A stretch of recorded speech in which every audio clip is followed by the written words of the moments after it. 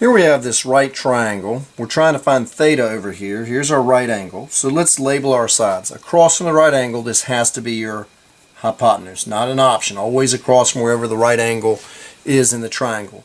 Now, my opposite and adjacent all depend on where the angle is given. In this case, here's our angle. So across from our angle would be our opposite side. Sitting right beside me will be my adjacent side.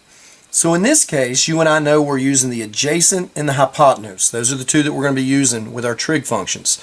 So we have to sort of remember, okay, it's some old hippie caught another hippie tripping on acid. Again, acid in the 80s, people jumping off buildings, doing that stupid stuff. Glad that mostly is not around. I hope it's not. Stupid things, drugs. So here we go. We have adjacent hypotenuse. Who's using adjacent hypotenuse? That's the cosine. So we're going to use the cosine function. So it's the cosine of the angle, which you and I do not know, that's theta right there, is equal to the, it's got to be adjacent first. So the adjacent side in this case is 11. So it's 11 divided by the hypotenuse, 14.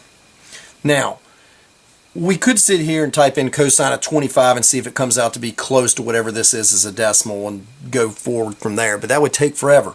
Here's what we got to do. We got to get rid of this word cosine. We got to undo that. How do we undo cosine? You take the inverse cosine. Okay? So we're going to take the inverse cosine of this side. That's going to make those just disappear and leave me with Mr. Theta. Great. But if I do the inverse cosine of here, I got to do the inverse cosine on this side.